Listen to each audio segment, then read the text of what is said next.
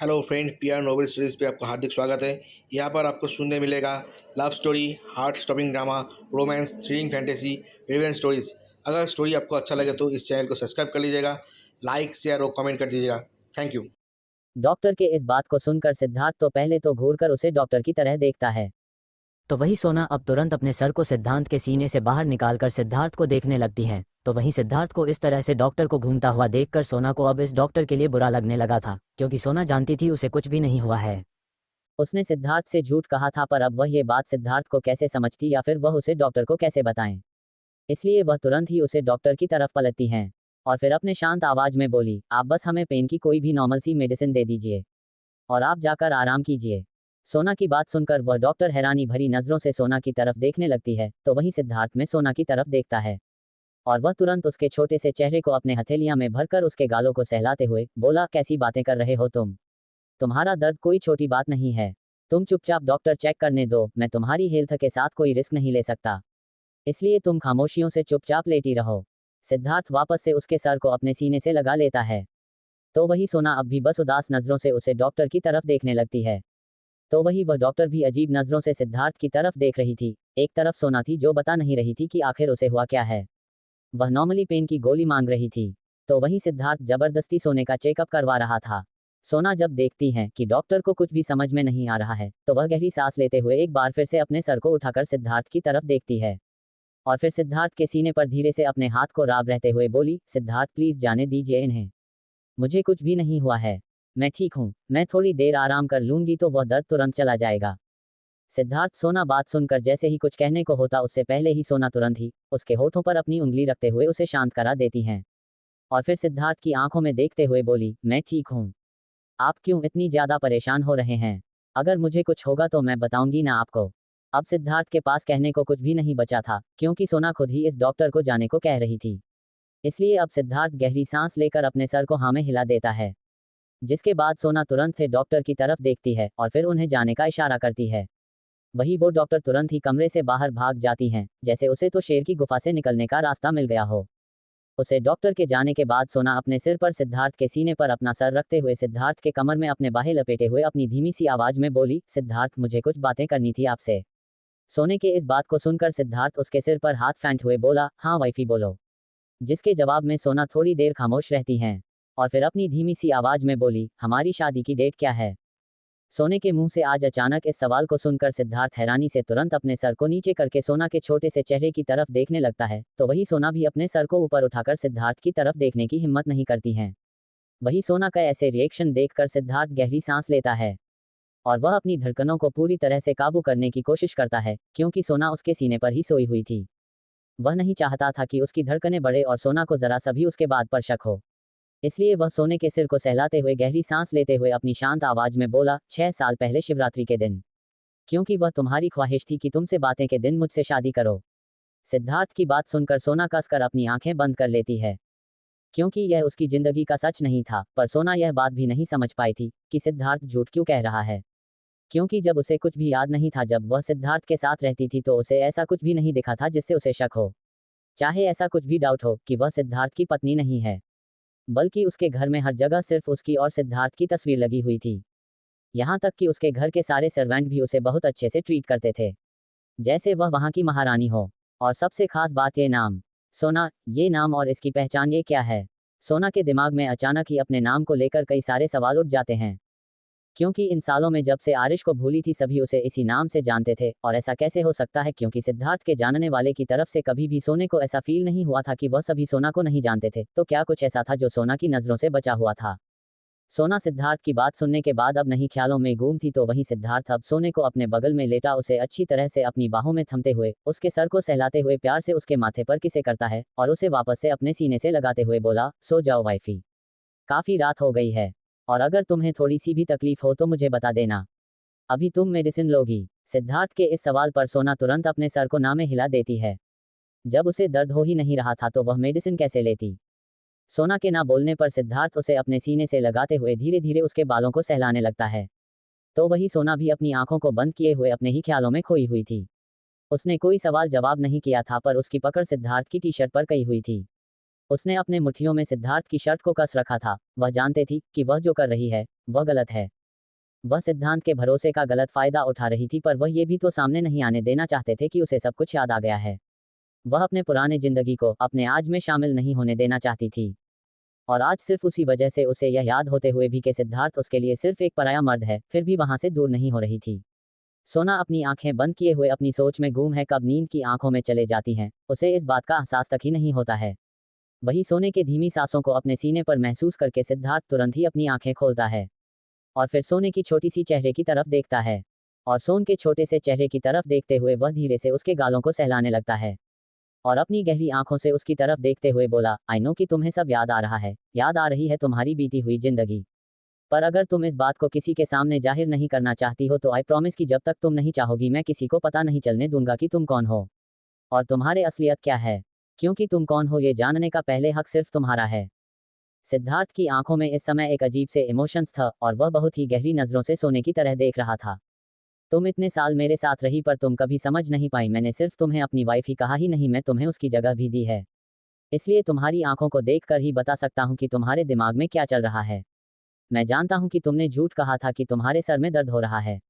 मैं ये भी जानता हूं कि तुम्हारे असलियत क्या है और मैं ये भी जानता हूं कि तुम्हारा मिस्टर आर्यन के साथ रिश्ता क्या है। पर ये राज तब तक दफन नहीं रहेंगे जब तक इस राज को तुम खुद सामने नहीं लाना चाहती।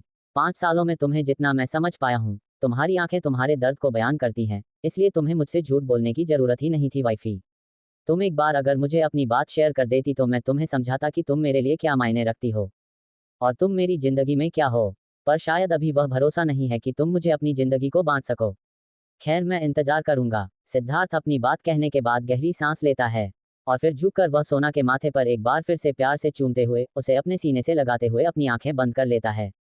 दूसरी तरफ आरिश इस समय अपने कमरे में बेचैनी से इधर उधर घूम रहा था। ना जाने क्यों पर आज उसे एक अच्छे से बेचैनी हो रही थी। और फिर राघव की यह कहने के बाद की पुरानी यादें लौट आई है। उसके दिमाग में बार बार रह रहकर यही ख्याल आ रहा था कि क्या उसकी आर्या को वह याद आ चुका है। आरिश समझ नहीं पा रहा था कि वह कैसे रिएक्ट करें। और सबसे बड़ी बात, उसके बेचैनी का सबसे बड़ा कारण यही था कि वह अभी उसके कमरे में जाकर देख भी नहीं सकता था कि उसकी आर्या इस समय क्या कर रही है और वह किस हाल में है। आरिश इधर उधर घूमते हुए बार बार दरवाजे पर देख रही थी, पर थक हार कर वो आखिर में आकर बेड पर बैठ जाता है और वह तुरंत ही अपना फोन उठा लेता है। फोन उठाते ही जैसे ही वह अपना फोन अनलॉक करता है, सामने ही स्क्रीन पर आर्या की फोटो देखते हुए अपनी उदासी भरी आवाज में बोला, ये सब क्या हो रहा है वाइफी? आज ये बेचैनी क्यों हो रही है? क्या तुम्हारी यादों में मैं लौट आया हूँ? मैं याद आ गया हूँ? कुछ तो बोलो ना वाइफी, क्यों इस तरह से अनजान बनकर रही हो मुझसे? आरिश आर्या की तस्वीर को देखते हुए उसे सवाल किया जा रहा था और उसकी आंखों में इस समय कई सारे इमोशंस थे।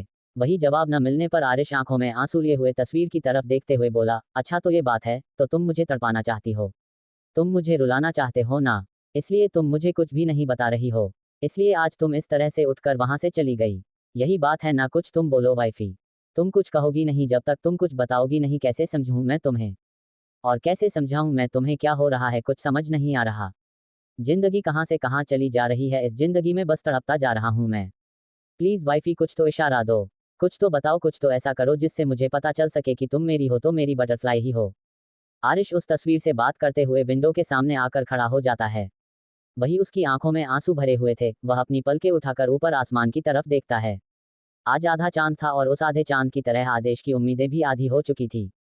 आरिश को समझ आ रहा था कि जब हम किसी से उम्मीद लगते हैं और वह उम्मीद टूटता है तो कैसा महसूस होता है। उसने आज से पहले हर बार आर्या की हर उम्मीद को तोड़ा था। आज जब उसकी एक उम्मीद टूट रही थी तो उसे इस कदर दर्द हो रहा था कि सहाना उसके लिए बर्दाश्त से बाहर होता जा रहा था। अगली सुबह सिद्धार्थ इस समय बेड पर बैठा हुआ था। वह पहले ही रेडी हो चुका था। वही उसके बगल में सोना अभी सो रही थी, तो वही दोनों बच्चे इस समय सोफे पर बैठी हुई थी। दोनों के ही हाथों में चॉकलेट थे। जहां पंखुड़ी चॉकलेट खा रही थी तो वहीं आरिश उस चॉकलेट को लेकर बेड की तरफ ही देखे जा रहा था। वही सिद्धार्थ की नजरें जब अपने बेटे पर जाती हैं तो वह भी समझ जाता है कि वह क्या चाहता है। इसलिए वह आदिश की तरफ देखते हुए बोला, बच्चे अभी मम्मा को उठने में टाइम है और जब तक मम्मा उठेगी तब तक तुम्हारी चॉकलेट मेल्ट हो जाएगी, तो तुम इस चॉकलेट को खा लो। जब मम्मा उठे तो तुम मम्मा को दूसरे पैकेट लाकर दे देना। आदिश सिद्धार्थ की तरफ देखता है और फिर वह सोफे से उठकर जाकर बेड पर बैठ जाता है। वहीं सिद्धार्थ चुपचाप आदेश को देखने लगता है तो आदेश सोने के पास बैठकर धीरे से सोना के गालों को अपनी छोटी छोटी उंगलियों से छूता है और सोना को आवाज लगता है, मम्मा। आदिश को ऐसा करता देख सिद्धार्थ एकदम हैरान रह जाता है, क्योंकि आज से पहले आदिश ने कभी भी सोना किस तरह से नींद से नहीं जगाया था। उल्टा जब सिद्धार्थ सोना को नींद से जगाता था तो आदिश गुस्सा हो जाया करता था, और आज वह खुद ही सोना को नींद से जाग रहा था। वही आदिश की छोटी छोटी उंगलियों को अपने चेहरे पर महसूस करते हुए सोना नींद में कसमसा उठती है, पर अपनी आंखें नहीं खोलती हैं। वहीं सोना के हरकत को देखकर सिद्धार्थ गहरी सांस लेता है, और फिर अपना हाथ बढ़ाकर आदिश के बालों को बिगड़ते हुए बोला, बच्चे अभी मम्मा नहीं उठने वाली हैं। जाओ जाकर पहले ब्रेकफास्ट करके आओ। जब मम्मा उठ जाएंगे तो आराम से माँ के साथ बैठकर चॉकलेट खा लेना, ओके।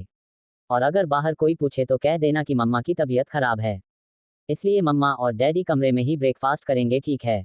आदिश सिद्धार्थ की बात सुनकर पहले सोना की तरफ देखता है, और फिर सिद्धार्थ की तरफ, और फिर अपने शांत आवाज में बोला, मम्मा को क्या हुआ है।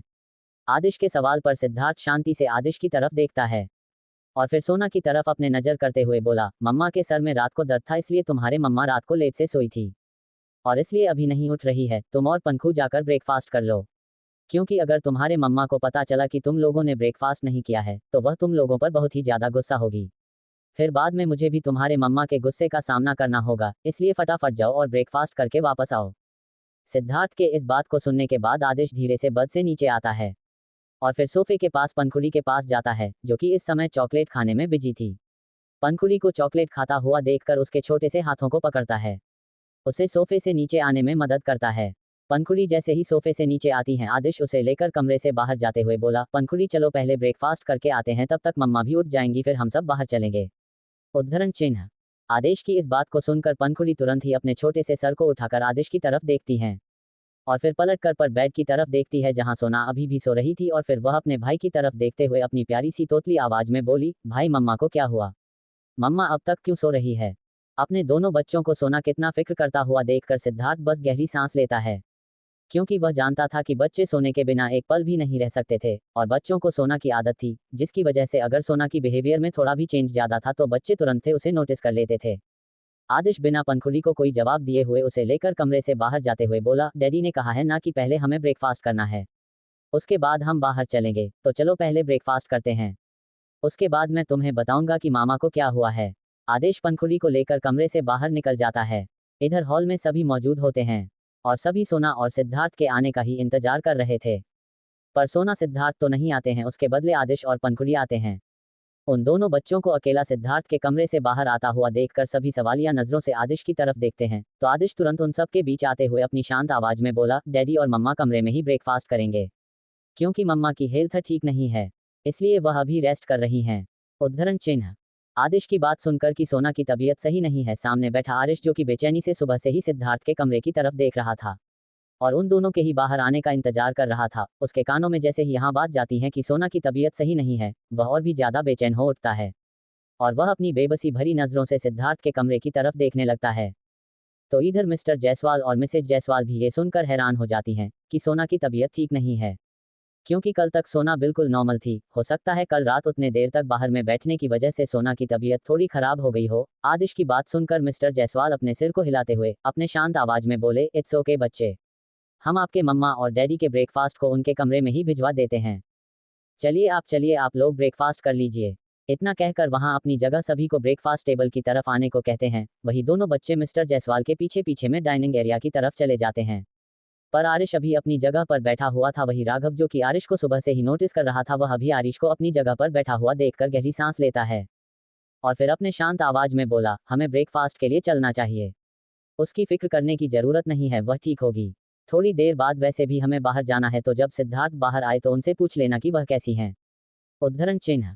राघव किस बात को सुनकर सिद्धार्थ तुरंत ही राघव की तरफ देखता है, तो वही राघव बस अपनी पलकें झुकाकर उसे बात पर हामी भर देता है, जिसके बाद आरिश अपनी जगह से उनके डाइनिंग एरिया की तरफ बढ़ जाता है, पर अब उसकी भूख मर चुकी थी, उसे बिल्कुल भी खाने का मन नहीं था। दोपहर का समय। सिद्धार्थ सोना को अपने साथ लेकर अपने कमरे से बाहर आता है, क्योंकि इस समय सभी घूमने के लिए जाने वाले थे, इसलिए सिद्धांत सोना को लेकर कमरे से बाहर आया था, क्योंकि सोना भी जाने के लिए तैयार हुई थी। तभी सिद्धार्थ उसे लेकर आया, वरना वह भी जाने का प्लान कैंसिल करने वाला था, क्योंकि वह बिल्कुल भी सोना को अनकंफर्टेबल नहीं करना चाहता था, और यह जानने बाद कि कल क्या हुआ है और कल सोना की क्या हालत हुई थी, उसके बाद तो वह बिल्कुल भी ऐसा नहीं करना चाहता था। पर क्योंकि सोना यहाँ जाने के लिए खुद ही राजी हो गई थी, इसलिए सिद्धार्थ को भी उसके साथ जाने के लिए राजी होना पड़ा था। सिद्धार्थ और सोना बाहर आते हैं कि उनकी नज़रें सब पर जाती हैं। सभी हॉल में बैठे उन दोनों का ही इंतजार कर रहे थे। सिद्धार्थ की नज़रें अब सीधा आरिश पर जाती है, जो कि सोना को कमरे से बाहर आता देखकर उस पर ही उसकी नज़र टिकी हुई थी।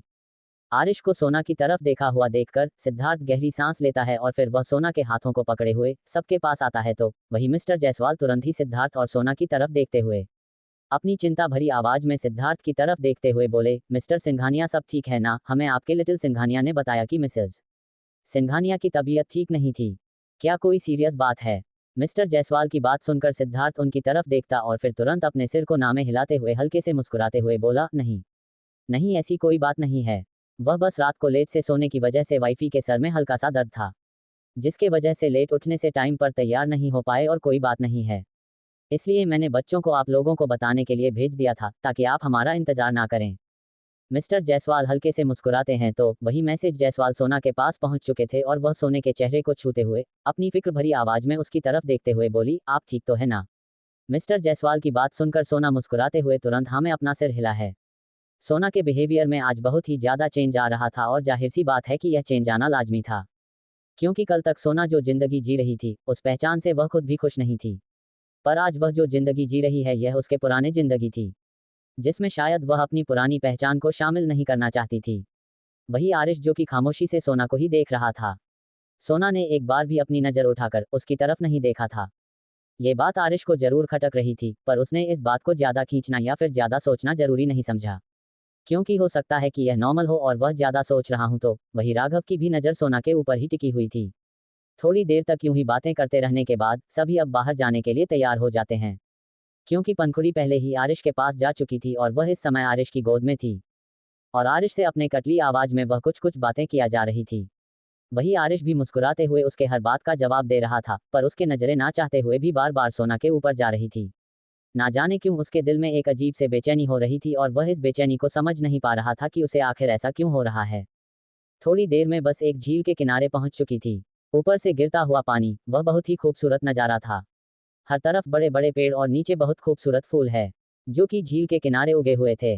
वह बहुत ही ज्यादा प्यारी लग रहे थे। बच्चे तो भागते हुए सीधा झील की तरह बढ़ गए, वही सोना भी झील के करीब जा चुकी थी। यही मिस्टर जायसवाल, आरिश, आर्यन, सिद्धार्थ और राघव ये चारों दूसरे डायरेक्शन में जा चुके थे। वही मिस्टर जायसवाल कुछ दूरी पर अलग ही दुनिया में गुम थी, क्योंकि अभी दोपहर का समय था, इसलिए बाहर बहुत ही कड़कती धूप थी, पर वहां चल रही ठंडी हवाएं उसे धूप के असर को कम कर रही थी। इतनी कड़क धूप होने के बावजूद वहां गर्मी नहीं लग रही थी। वहीं से आर्यन और राघव इधर उधर अपनी नजर घुमा रहे थे, क्योंकि उन चारों को ही वह बहते झरने, फूल और पेड़ पौधों में बिल्कुल भी इंटरेस्ट नहीं था कि तभी उनकी नजर कुछ दूर पर एक जंगल की तरफ चली जाती है, जिस वजह से वह चारों ही एक दूसरे की तरफ देखते हैं और फिर जंगल की तरफ अपने कदम बढ़ा देते हैं। पर उस तरफ जाने से पहले वह एक नज़र सोना की तरफ देखा है और फिर दूर से ही सोना को आवाज देते हुए बोला, वाइफी। सिद्धार्थ की आवाज सुनकर सोना तुरंत ही पीछे मुड़कर सिद्धार्थ की तरफ देखती है तो सिद्धार्थ दूर से ही अपने हाथ को वेव करते हुए बोला, वाइफी मैं थोड़ी देर में आता हूँ, ओके, इधर उधर कहीं मत जाना और बच्चों को अकेला मत छोड़ना। सिद्धार्थ के इस बात को सुनकर सोना दूर से ही अपने सर को हाँ में हिला देती है और एक प्यारी सी मुस्कुराहट सिद्धार्थ को पास कर देते हैं, जिसे देखकर सिद्धार्थ भी मुस्कुराते हुए सोना को देखा है और फिर वह अपनी नजर हटाकर अपने अगल बगल खड़े तीनों इंसान को देखता है, जो कि उसे किसी अजूबे की तरह देख रहे थे। ये बीवी थी आरिश की और हक जता रहा था यहाँ सिद्धार्थ, आरिश, राघव और आर्यन चारों ही उस जंगल की ओर बढ़ चुके थे तो वही मिस्टर जायसवाल उधर नहीं जाना चाहते थे, जिस वजह से वह वापस अपनी पत्नी की तरफ लौट आए थे, जहां पर सोना और मिसेस जायसवाल की बीवी दोनों ही उस झील के किनारे बैठकर झील के बहते हुए पानी को बहुत ही गौर से देख रहे थे और अपनी बातों में लगे हुए थे। वही बच्चे भी झील के किनारे अपने छोटे छोटे पैरों को कभी पानी में डालते तो कभी तुरंत ही पानी से बाहर निकाल लेते। वह दोनों ही इस समय खेल रहे थे। आदिश के चेहरे पर कोई एक्सप्रेशन तो नहीं थे, पर हाँ, अपनी बहन की खुशी के लिए वो कुछ भी करने को तैयार था। अभी मिस्टर जायसवाल अपनी पत्नी के पास आ ही रहे थे कि तभी अचानक उनका फोन रिंग करने लगता है। वह फोन उठाते हैं तो दूसरी तरफ से कुछ वकर्स उन्हें वहां पर बुला रहे थे। ये देखकर मिस्टर जायसवाल गहरी सांस लेते हैं और फिर वह अपना रास्ता दूसरी तरफ मोड़ लेते हैं। झील के किनारे बस मैसेज जायसवाल, सोना और दोनों बच्चे ही बचे हुए थे। वह चारों काफी देर तक झील के किनारे रुकते हैं, पर अब सोना का वहां मन नहीं लग रहा था, जिसकी वजह से सोना मैसेज जायसवाल से दूसरी तरफ चलने को कहती है तो मैसेज जायसवाल भी सोना की बात मान जाती है और फिर वह झील के पास से थोड़ा दूर हो जाती है, क्योंकि वह दोनों ही इस समय झील में ही एक बड़े से पत्थर पर बैठे हुए थे। वही सोना जैसे ही पत्थर से उठती है, अचानक ही उसकी आंखों के सामने अंधेरा छा जाता है। जिससे वह तुरंत ही अपने सर को पकड़ लेते हैं और अपनी आंखों को कसकर बंद कर लेते हैं, पर फिर वह अगले ही पल अपनी आंखें खोलती है और आगे बढ़ाने की कोशिश करती है। पर जैसे ही वह अपने पैरों को आगे बढ़ाकर रखती है, सोना का पैर स्लिप हो जाता है और पैर स्लिप होते ही सोना खुद को संभाल पाती उससे पहले ही उसका सिर जाकर एक बड़े से पत्थर से टकराता है और सोना दर्द की वजह से जोर से चीख उठाती है। सोना की चीख इतनी जोर की थी कि वहां के आसपास के एरिया में जितने भी लोग मौजूद थे वह आराम से सुन सकते थे, क्योंकि वहां बहुत ही ज्यादा शांति थी। सिर्फ झील से बहती पानी की ही आवाज हो रही थी। वही मैसेज जायसवाल की तो जैसे जान ही निकल गई थी। वही दोनों बच्चे भी सोना की तरह भागते हैं। वही आरिश और सिद्धार्थ, आर्यन और राघव जो कि ज्यादा दूर नहीं गए थे, उनके कानों में भी सोना की इतनी जोर से चीखने की आवाज पड़ती है। सोना का इतनी जोर से चीखना सुनकर उन चारों के तो होश ही उड़ चुके थे। वह चारों ही पलटते हैं और तेजी से दौड़ पड़ते हैं। इधर मैसेज जायसवाल सोना को पकड़कर झील के किनारे ले आई थी और वह सोना को अपनी आंखें खोलकर रखने को कह रही थी। सोना के माथे से खून किसी पानी की तरह बहे जा रहा था। जैसे मैसेज जायसवाल अपनी दुपट्टे से खून को दबा रही थी, पर उनका दुपट्टा पूरी तरह से खून से लटपट हो चुका था, पर सोना का खून बहना बंद नहीं हुआ था। वही वह चारों इतनी तेजी से दौड़ के जंगल से निकलते हैं और झील के किनारे सोना को नीचे जमीन पर लेटा हुआ देखकर और बच्चों को और मैसेज जायसवाल को सोना के पास बैठा हुआ देखकर उन चारों की ही जान सूख जाती है और आर्यन, उसे तो ऐसा लग रहा था जैसे किसी ने उसकी जान खींच ली हो। वह तुरंत ही भागते हुए सीधा उनकी तरफ बढ़ जाता है। वही वह तीनों भी हरकत में आते हैं और आगे बढ़ते हैं, पर आरिश सबसे तेजी से भाग रहा था। वह भाग कर आता है और सोना के पास अपने घुटनों के बल बैठते हुए तुरंत ही वह अपना रुमाल निकलता है और अपनी पूरी ताकत लगाकर वह सोना के जख्म को खुद अपने हाथों से दबाता है, तो वही उसके छोटे से सिर को उठाकर वह अपने गोद में रख लेता है और फिर धीरे से उसके गालों पर अपने घबराहट को अपने अंदर ही छुपाते हुए बोला, butterfly open your eyes, please अपनी आंखें बंद मत करना, अपनी आंखें खुली रखो, कुछ भी नहीं होगा तुम्हें। वही सोना जिसकी आंखें बंद हो रही थी और आंखों से लगातार आंसू बहे जा रहे थे। दर्द की वजह से उसे ऐसा लग रहा था जैसे उसका सिर फटा जा रहा हो, तो आरिश की बातें सुनकर उसकी आंखों में और भी ज्यादा आंसू भरने लगते हैं। वह अपने छोटे छोटे हाथों को अब उठाकर आरिश की शर्ट की बाजू को पकड़ लेते हैं। वही आरिश सोना को बाजू से पकड़ता हुआ देखाता है, तो उसके आंखों से आंसू की कुछ बूंदें निकालकर सोना के चेहरे पर जा गिरती है। आज सोना बिल्कुल वैसे ही बिहेव कर रही थी जैसे एक बार कॉलेज में सीढ़ियों से गिरने के बाद उसने आरिश को अपने पास से जाने नहीं दिया था। जब उस समय आरिश उसके पास गया था तो बिल्कुल इसी तरह से उसने आरिश की शर्ट को अपनी छोटी सी मुट्ठी में भर लिया था और आरिश से दूर हो रही थी, और आज फिर से वही हुआ है। उस पल को याद करते हुए आरिश की आंखों में जो नमी उतर आई थी वह सोना की बखूबी देख पा रहे थे, पर इस समय उसकी आंखें खुद ही आंसुओं से झील मिला रही थी। सोना का रोना और भी ज्यादा बढ़ चुका था। वही सिद्धार्थ भाग कर आता है और फिर वह दूसरी तरफ सोना के पास बैठते हुए धीरे से सोना के चेहरे को थमता है और वह अपनी तरफ से टर्न करता है और सोना के चेहरे की तरफ देखते हुए उसके आंसुओं को पूछते हुए बोला, नहीं बच्चे, इस तरह से रोते नहीं, शांत हो जाओ, कुछ भी नहीं होगा तुम्हें, हम हैं ना। रिलैक्स, शांत हो जाओ, अपने आंखें बंद करने की कोशिश बिल्कुल मत करो।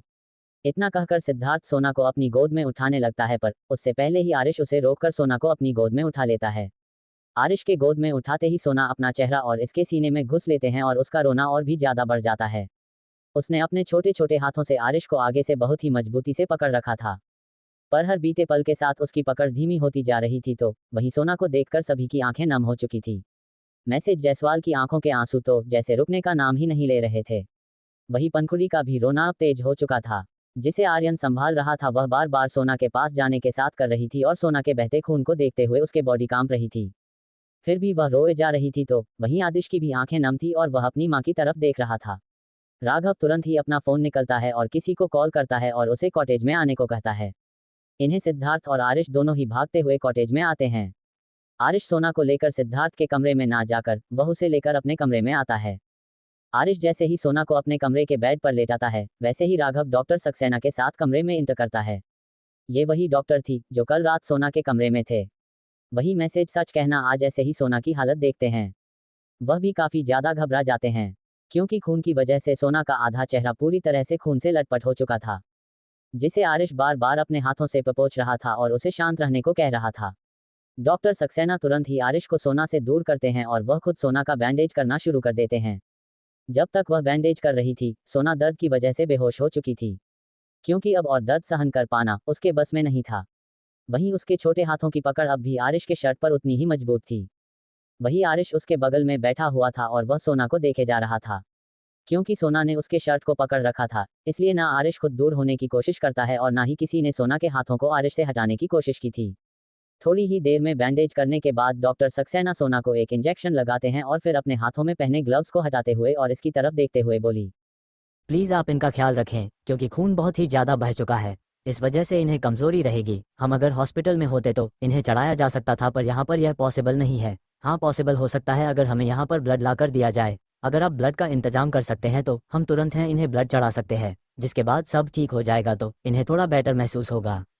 डॉक्टर सक्सेना अभी अपनी बात कही रही थी कि आर्यन और राघव तुरंत ही कमरे से बाहर निकल जाते हैं और दोनों ही किसी को कॉल करते हैं। सोना का ब्लड ग्रुप मिलना बहुत रेयर था। NH जोड़ इस ब्लड को किसी भी ब्लड बैंक में ढूंढना मतलब बेवकूफ़ी होगा, क्योंकि यह ब्लड ग्रुप जितना ज़्यादा रेयर था उससे कहीं ज़्यादा था इस ब्लड ग्रुप के इंसान को ढूंढ पाना। इसलिए ब्लड बैंक भी इस ग्रुप के ब्लड को अपने पास नहीं रखते थे। इसलिए राघव और आर्यन ने ही बेवकूफ़ी नहीं की, उन्होंने किसी ब्लड बैंक से कोई कांटेक्ट नहीं किया, बल्कि वह अपने ऑफिस में काम कर रहे हर एक वर्कर्स की ब्लड ग्रुप रिपोर्ट को चेक करवा रहे थे। शायद कोई एक भी शख्स, कोई एक भी लड़की या लड़का उन्हें इस ब्लड ग्रुप का मिल जाए तो उनके लिए काम आसान हो जाएगा। इधर डॉक्टर सक्सेना अपनी बात कहकर आरिश की तरफ देखकर उसे सोना का ख्याल रखने को कहती है, क्योंकि इस समय आरिश ही सोना के सबसे करीब मौजूद था, इसलिए वह सारी बातें आरिश से कह रही थी। वहीं सिद्धार्थ, जो कि सोना के पैरों के पास अपने हाथों को बांधे हुए खामोशी से खड़ा एक तक सोना और आरिश को देखे जा रहा था। वह भी डॉक्टर की बातें बहुत ही गौर से सुन रहा था, पर वह कुछ भी नहीं कह रहा था। थोड़ी देर बाद डॉक्टर सक्सेना वहां से चली जाती है। उनके वहां से जाने के बाद सिद्धार्थ आरिश की तरफ देखा है और वह अपने कदम सोना के करीब बढ़ा देता है।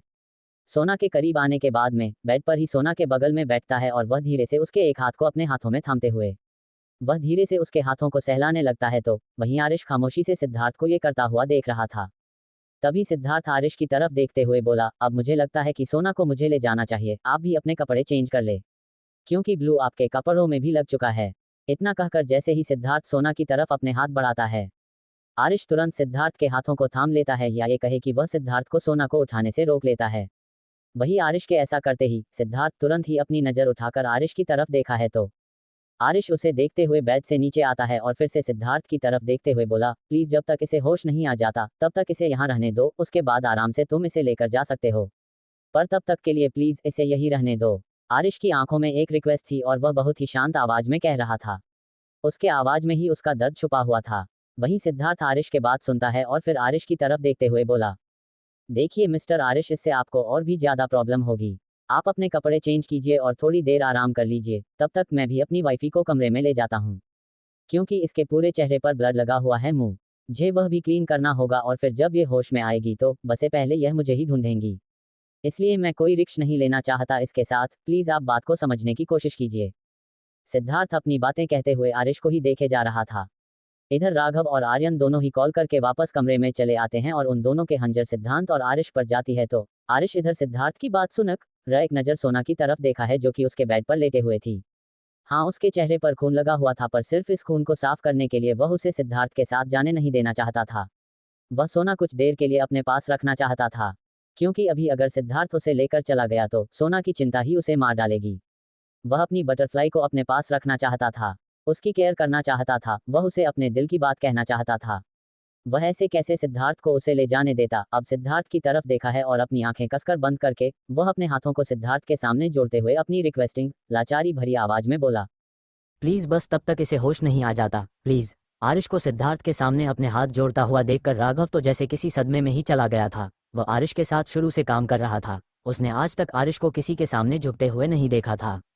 यहाँ तक कि नहीं उसने आरिश के मुंह से कभी प्लीज और सॉरी सुना था, पर इस समय आरिश बार बार सिद्धार्थ से रिक्वेस्ट किया जा रहा था, और सिर्फ रिक्वेस्ट ही नहीं बल्कि वह उसके के सामने हाथ तक जोड़ रहा था, सिर्फ इसलिए ताकि वह सोना को कुछ देर के लिए वहां रहने दे।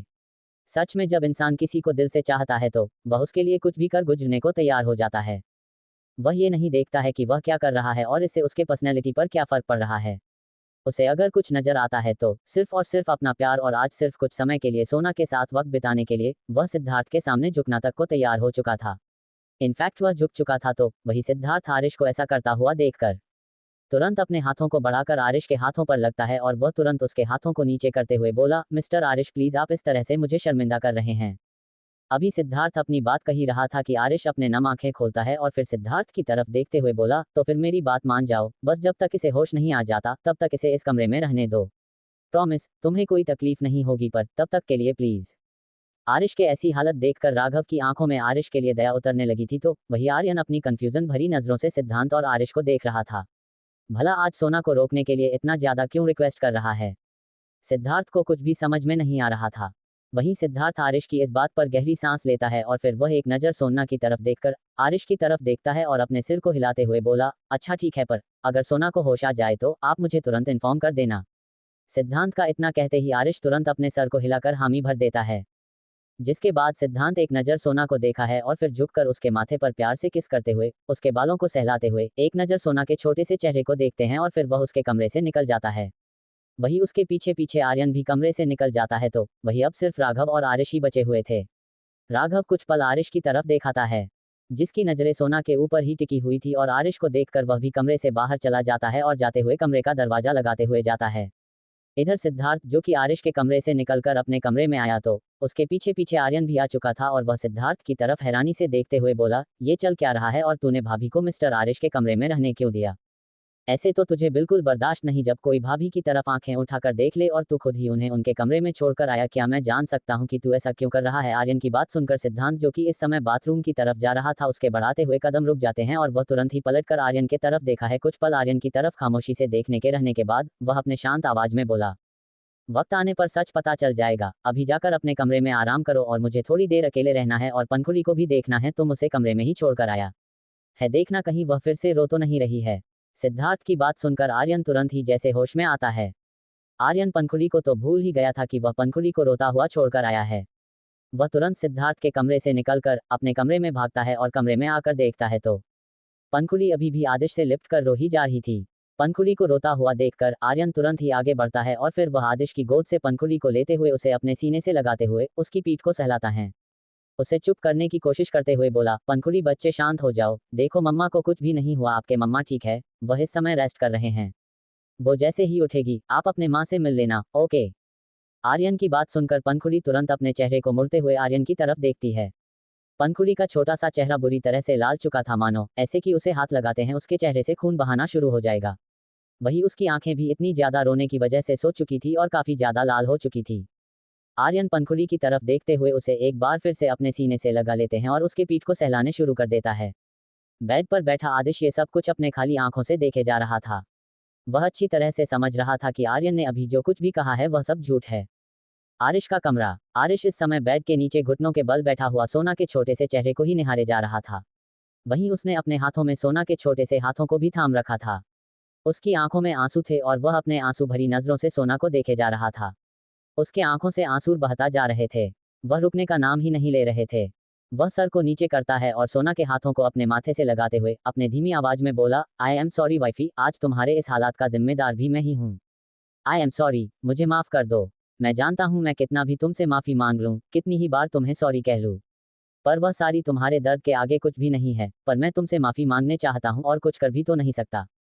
जितने जख्म मैंने तुम्हें दिए हैं मैं उन्हें नहीं भर सकता, यह मैं भी जानता हूँ, पर कोशिश कर सकता हूँ।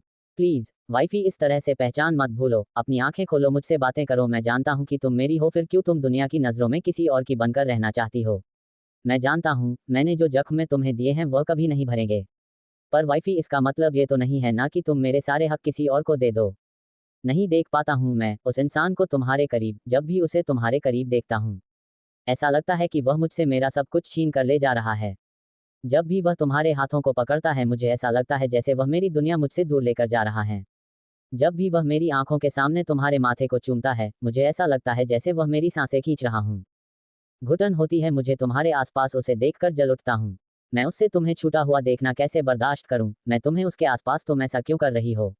क्यों क्यों प्लीज वाइफी मत करो ये सब, लौट आओ। और नहीं देख सकता मैं तुम्हें किसी और के पास, किसी और का होकर, किसी और के नाम को तुम्हारा नाम के साथ जोड़ता हुआ इस दिल को जो तड़प महसूस होती है वह बयान भी नहीं हो सकती। तुम चाहो मुझे जो सजा दे दो, मुझे तुम्हारे हर सजा मंजूर है, पर तुम्हारा किसी और के करीब जाना मुझे बिल्कुल मंजूर नहीं। तुम्हारा नाम किसी और के नाम के साथ जुड़ता देखना मुझे बिल्कुल मंजूर नहीं है। प्लीज वाइफी लौट आओ ना मेरी जिंदगी में। आई प्रॉमिस कि मैं पूरी कोशिश करूंगा कि मैं उन पुराने दर्द को भर सकूं।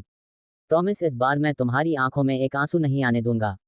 प्रॉमिस कि मैं तुम्हारी हर बात मानूंगा, प्लीज लौट आओ। कुछ घंटे बाद आरिश अभी भी सोना के पास बैठा हुआ था और वह सोना के चेहरे को ही देखे जा रहा था तो वही सोना अभी तक बेहोश थी। सोना के लेफ्ट हाथों में एक कैन्युला लगा हुआ था, इसके थ्रू उसे ब्लड चढ़ाया जा रहा था। आरिश अभी बैठे हुए सोना को देखा ही जा रहा था कि तभी वह महसूस करता है कि सोना के बॉडी में हलचल हो रहे हैं। सोना की बॉडी में हलचल को महसूस करते हुए वह तुरंत ही हरकत में आता है और वह तुरंत ही अपनी जगह से खड़े होते हुए सोना के चेहरे की तरफ देखने लगता है। वहीं सोना धीरे धीरे अपनी टिमटिमाते हुए अपनी आंखों को खोलने की कोशिश कर रही थी, पर जैसे जैसे उसे होश आता जा रहा था, उसके सिर में उसे तेज दर्द महसूस हो रहा था, जिसकी वजह से वह अपने हाथों को उठाकर अपने सिर पर रख लेती है और अपने सफेद पड़े होठों को मूव करते हुए अपने धीमी से आवाज में बोली, सिद्धार्थ। सोना के मुंह से यह आवाज बहुत ही धीमे से निकली थी, पर आरिश के कानों में चली गई थी। वह सोना के मुंह से सिद्धार्थ का नाम सुनकर एकदम से अपनी जगह पर कुछ पल को जम जाता है और चुपचाप खामोशी से सोना को देखने लगता है। तो वही सोना धीरे धीरे अपनी आंखें खोलती है, पर जैसे ही वह अपनी आंखें खोलता है, उसके आंखों के सामने हर नजरा धुंधला था। उसे कुछ भी साफ नहीं दिख रहा था, जिसकी वजह से वह अपने एक हाथ से अपने आंखों को रब करना शुरू कर देती है। तो वही आरिश उसके सामने ही खड़ा उसके हर एक हरकत को देखा जा रहा था। थोड़ी देर बाद सोना जब अपनी आंखें खोलती हैं तो वह अपने सामने आरिश को देखकर एकदम से बेड से उठने की कोशिश करती है, पर आरिश तुरंत ही आगे बढ़ाकर उसे उसके कंधों से पकड़ते हुए उसे वापस से बेड पर लेटाते हुए बोला, बटरफ्लाई रिलैक्स, तुम्हारे हाथों में इस समय इव लगा हुआ है। तुम इस तरह से अपनी बॉडी को मूव करोगे तो वह खींच सकता है, इसलिए रिलैक्स। आरिश की बातें सुनकर सोना अपनी बड़ी बड़ी आंखों से उसकी तरफ देखती हैं और फिर वह तुरंत ही अपनी नजरों से पूरे कमरे में इधर उधर देखने लगती है। पूरे कमरे में कोई भी नहीं था और सोना इस कमरे को देखकर इतना तो समझ गई थी कि यह सिद्धांत का कमरा नहीं है। इस वजह से वह वापस से तुरंत ही आरिश की तरफ देखती हैं और फिर अपनी धीमी सी आवाज में आरिश से सवाल करती है, सिद्धार्थ कहाँ है। सोना के होश में आते ही सोना सिद्धांत को खोजने लगती हैं। आरिश को बिल्कुल भी उम्मीद नहीं थी कि सोना उसे ऐसा कुछ सवाल कर लेगी, पर वह अपने आप को कंट्रोल करते हुए सोना की तरफ देखते हुए अपने धीमी सी आवाज में बोला, रिलैक्स बटरफ्लाई, वह यहीं पर है। तुम अभी आराम करो, तुम्हें इस समय अभी आराम की जरूरत है, और क्या तुम्हें अभी भी तकलीफ हो रही है। आरिश के इन सवालों को सुनने के बाद भी सोना किसी सवाल का जवाब नहीं देती, उल्टा वह एक बार फिर से वही सवाल दोहराती है, सिद्धार्थ कहाँ है। एक बार फिर से सोना के मुंह से सिद्धार्थ का नाम सुनकर आरिश को सोना के ऊपर बेहद ज्यादा गुस्सा आ रहा था, पर वह खुद को कंट्रोल कहते हुए सोना की तरफ देखा है और फिर अपना हाथ बढ़ाकर वह सोना के छोटे से चेहरे को अपने हथेलियां में भर लेता है, पर सोना तुरंत ही उसके हाथों को अपने चेहरे से दूर कर देते हैं, जिसे देखकर आरिश के हाथ हवा में ही रह जाते हैं और वह अपनी हैरानी भरी नजरों से सोना की तरफ देख रहा था। तो वहीं सोना की आंखों में इस समय आंसू आ चुके थे और इस बार वह अपनी तेज आवाज में फिर से सिद्धार्थ के बारे में ही पूछती हैं, जिसे सुनने के बाद आरिश गुस्से से अपने हाथों की मुट्ठी बनाकर सोना की तरफ देखा है और फिर गहरी सांस लेकर उसकी तरफ देखते हुए बोला, अच्छा ठीक है, मैं बुला कर ला रहा हूँ उसे, तुम रिलैक्स करो। इतना कहकर आरिश तुरंत ही अपनी जगह से उठता है और फिर वह सीधा कमरे के बाहर चला जाता है। इस समय वह कमरे के बाहर जाते हुए उसकी आंखों में नमी आ चुकी थी। जिस लड़की को आज उसे अपने पास खोजना चाहिए था, आज वह किसी और को अपने पास खोज रहे हैं और आरिश ये भी जानता था कि इसमें सिर्फ और सिर्फ उसकी गलती है। वही आरिश को करने से बाहर जाता हुआ देखकर सोना की आंखों में जो आंसू थे वह उसके गालों पर बहकर आ जा रहे थे। सोना अपने खाली आंखों से आरिश को कमरे से बाहर जाता हुआ देखकर उसने अभी जो कुछ भी किया है उस आरिश को तकलीफ हो या ना हो, पर उसे हुई थी। हाँ, कल तक वह अपने इन यादों से अनजान थी, पर यह याद आने के बाद उसने आरिश को किस कदर प्यार किया था और आरिश ने उसके साथ क्या किया, वह चाह कर भी उन यादों को अपने जहन से निकल नहीं पा रही थी और ना ही वह ये बात भुला पा रही थी कि एक वक्त था जब आरिश को वह पागलों की तरह चाहती थी और इस वक्त ने उसे पागल भी साबित कर दिया था। सोना अपने एक हाथ को अपने चेहरे पर रख लेती हैं और वो रो पड़ती है। तो वही उसका दूसरा हाथ जिसमें इव लगा हुआ था, वह हाथ बार बार वह मूव करने की कोशिश कर रही थी। उसे बेहद तेज दर्द महसूस हो रहा था। इसकी वजह से उसकी हिम्मत नहीं हो रही थी कि वह उस हाथ को जरा सा भी हिला पाए और वही उसके रोने की वजह से उसके सिर में भी दर्द हो रहा था। पर वह यादें जब भी उसे याद आती थी उसे रोने पर मजबूर कर दिया करते थे। आरिश ने उसे जिंदगी भर के आंसू, जिंदगी भर का दुख दिया था। वह चाहकर भी उन यादों को नहीं भुला पा रही थी। वहीं इधर आरिश अपने कमरे से निकलने के बाद सीधा सिद्धार्थ के कमरे की तरफ अपने कदम बढ़ा देता है। इस समय उसके चेहरे पर कोई एक्सप्रेशन नहीं थे। वह बिल्कुल एक्सप्रेशनलेस सीधा चलते हुए सिद्धार्थ के कमरे के पास आता है और फिर धीरे से कमरे का डोर नॉक करता है। उसके नॉक करने की आवाज से अंदर बैठा सिद्धार्थ, जो कि इस समय फोन पर किसी से बातें कर रहा था, उसके फेस के एक्सप्रेशन बहुत ही ज्यादा सीरियस थे। वह जैसे ही अपने दरवाजे पर किसी की आहट महसूस करता है वह तुरंत ही कॉल डिस्कनेक्ट करते हुए आकर दरवाजा खोलता है। वह जैसे ही दरवाजा खोलता है उसे सामने ही आरिश खड़ा हुआ दिख जाता है। आरिश को दरवाजे पर खड़ा देखकर सिद्धार्थ कंफ्यूजन से आरिश की तरफ देख रहा है। तो आरिश एक नज़र सिद्धार्थ को देखा है और फिर अपनी नज़रें पर हाथ फेरते हुए बोला, बटरफ्लाई को होश आ चुका है और वह तुम्हें खोज रही है। आरिश के इस बात को सुनकर सिद्धार्थ तुरंत ही बिना कुछ बोले अपने कमरे से निकलता और सीधा आरिश के कमरे की तरफ बढ़ जाता है। तो वही आरिश, जो कि दरवाजे के साइड में ही खड़ा था, वह अपने मुट्ठियों को कसकर बंद करते हुए सिद्धार्थ को अपने कमरे की तरफ जाता हुआ देख रहा था। उसके के चेहरे पर बहुत सारे एक्सप्रेशन अब नजर आने लगे थे।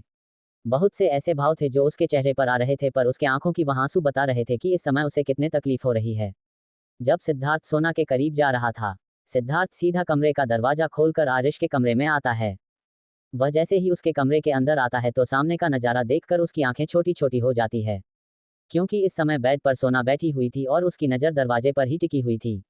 सोना को एकटक दरवाजे की तरफ देखा हुआ देखकर सिद्धार्थ गहरी सांस लेकर तेजी से आगे बढ़ता है और फिर वह सोना के पास पहुंचकर सोना को उसके कंधों से पकड़ते हुए उसे वापस से बेड पर धीरे से लेटाते हुए सोना की तरफ देखते हुए अपने गुस्से में भारी आवाज में बोला, वाइफी क्या हरकत है? तुम्हें अभी उठकर बैठने को किसने कहा था? तुम ना एक दिन इसी तरह से मेरी जान निकाल लोगी, बेवकूफ। चलो अभी रेस्ट करो और बताओ कैसा लग रहा है तुम्हें, क्या अभी भी तुम्हारे सिर में दर्द हो रहा है? सिद्धांत बहुत ही प्यार से उसके चेहरे को अपने हथेलियां में थाम कर उसके गालों को सहलाते हुए पूछता है तो वही सोना अपने नम आंखों से सिद्धार्थ की तरफ देखते हुए एक हाथ को सिद्धांत की तरह बढ़ा देती हैं, जिसे देखकर सिद्धार्थ उसके हाथों को अपने हथेलियां में लेता है और फिर सोना की तरफ देखते हुए बोला, वाइफ अभी तुम्हें हट होगा। तुम जानते हो ना अभी तुम्हें ब्लड चढ़ाया जा रहा है। अगर तुम्हें मैं गोद में लेटा हूं तो फिर तुम्हें ही तकलीफ होगी, इसलिए जब तक ब्लड चढ़ रहा है तब तक इंतजार कर लो, ओके? सिद्धांत बहुत ही प्यार से उसके बालों में हाथ फेराते हुए उसे समझता है, पर सोना तो जैसे सिद्धार्थ की कोई भी बात अभी इस मानने को तैयार ही नहीं हो रही थी। वह अपने हाथों को आगे बढ़ाकर सिद्धार्थ की बाजू को पकड़ लेती हैं, जिसे देखकर सिद्धार्थ गहरी सांस लेता है और फिर वह नीचे झुककर सोना के गालों को सहलाते हुए ही उसके माथे पर प्यार से किस करता है और फिर उसके गहरी नीली आंखों में देखते हुए बोला, इतनी तकलीफ में भी अपनी जिद नहीं छोड़ सकती तुम, बहुत जिद्दी हो गई हो वाइफी। इतना कहकर सिद्धार्थ धीरे से सना की बाजू को पकड़कर उसे वापस से बेड पर बैठता है और फिर से कमर से थामते हुए अपने करीब खींचता है तो वही सोना धीरे से घिसकती हुई उसके पास आ जाती हैं। तो सिद्धार्थ उसके छोटे से सिर को अपने सीने से लगता है और फिर उसके बालों में हाथ फेराते हुए उसके पीठ को सहलाने लगता है, पर उसने अभी भी सोना को अपनी गोद में नहीं लिया था, क्योंकि इस समय सोना बेड पर बैठी हुई थी। अगर वह सोना को उठा था तो सोना के हाथों में लगी वह ट्रिप खींचती और सोना को तकलीफ जरूर होती, और सिद्धार्थ ऐसा कुछ भी नहीं चाहता था। सोना भी अपने हाथ में सिद्धार्थ को भरे हुए अपने सिर को सिद्धार्थ के सीने से लगाए हुए चुपचाप बैठी हुई थी। वहीं सिद्धार्थ उसके सिर को सहलाते हुए प्यार से उसके बालों पर किस करते हुए बोला, वाइफी क्या तुम्हें तकलीफ हो रही है? क्या तुम्हें अभी सिर में दर्द हो रहा है? क्या मैं डॉक्टर को बुलाऊं? सोना जो कि चुपचाप उसके सीने से लगी उसकी सारी बातें सुन रही थी। सिद्धार्थ के ऐसे पूछने पर सोना तुरंत अपने छोटे से सिर को सिद्धार्थ की तरफ उठाकर देखते हैं तो वहीं सिद्धार्थ भी अपने सिर को नीचे झुककर सोना के छोटे से चेहरे की तरफ देखते हैं। सोना की आंखें में इस समय आंसुओं से झील मिला रही थी। वही सोना की आंखों में आंसू देखकर सिद्धार्थ बहुत ही ज्यादा परेशान हो जाता है। वह परेशानी भरी आवाज में सोना की तरफ देखते हुए बोला, क्या हुआ वाइफी, तुम रो क्यों रही हो? कहीं तकलीफ हो रहा है तो मुझे बताओ, मैं हूं ना, रो मत बच्चे। सिद्धार्थ सोना के आंसुओं को पोंछते हुए उसकी तरफ देखते हुए उससे कह रहा था। अभी सोना कुछ कहने को होती है उससे पहले ही उसकी नजरें कमरे के दरवाजे पर खड़े आरिश पर चली जाती है, जो कि दरवाजे पर ही खड़े उन दोनों की तरफ देख रहा था। इस समय आरिश की आंखों में नमी थी, उसकी आंखों में दर्द भी उभर कर दिख रहा था, जिसे सोना देख पा रही थी, पर वह तुरंत ही आरिश से अपने नजर हटा लेती है, जैसे उसे आरिश को देखना भी गवारा नहीं था। तो वही आरिश सोना और सिद्धार्थ को इतने करीब देखकर अपने जज्बातों को काबू करने में लगा हुआ था। तस्वीर मन में बस यार की, तस्वीर तेरे प्यार की, दिल ये मेरा तेरे दिल से जा मिला है, रब से जिसको मंगा तू वो सिला है। जहां आरिश की नजरें सोना के ऊपर टिकी हुई थी तो वहीं सोना आरिश को देखने के बाद सिद्धार्थ से और भी ज्यादा चुपके जा रही थी। अपने छोटे से सिर को सिद्धार्थ के सीने से लगाते हुए उसकी शर्ट को कसकर अपने मजबूत मुट्ठी से पकड़ लेती हैं।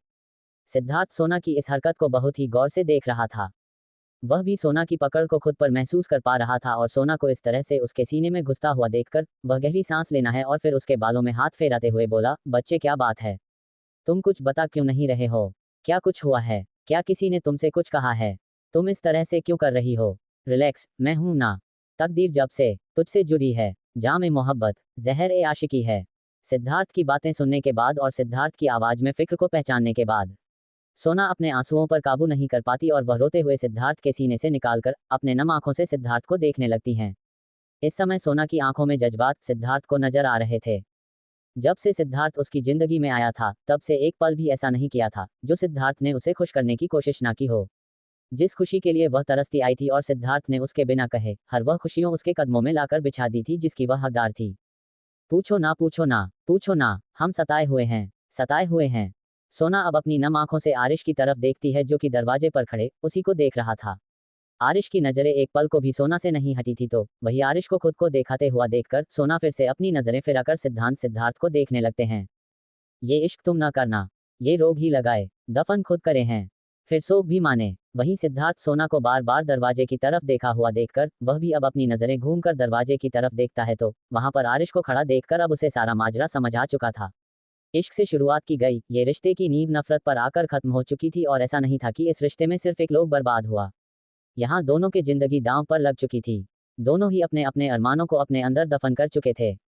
ये इश्क तुम ना करना, ये रोग ही लगाए, दफन खुद करे हैं, फिर सोख भी माने, फिर सोख भी माने। ना तो सिद्धार्थ सोना की आंखों में इस रिश्ते की कोई आश देख पा रहा था और ना ही आरिश की आंखों में इश्क की कोई मंजिल नजर आ रही थी।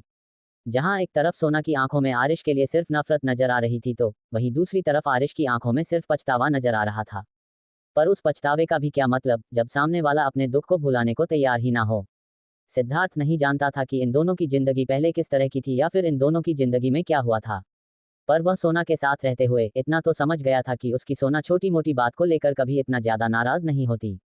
उसने ही कितनी बार न जाने सोना का दिल दुखाया था पर हमेशा सोना बचकानी हरकतें करती, छोटी मोटी डिमांड रखती थी और फिर मान जाया करती थी।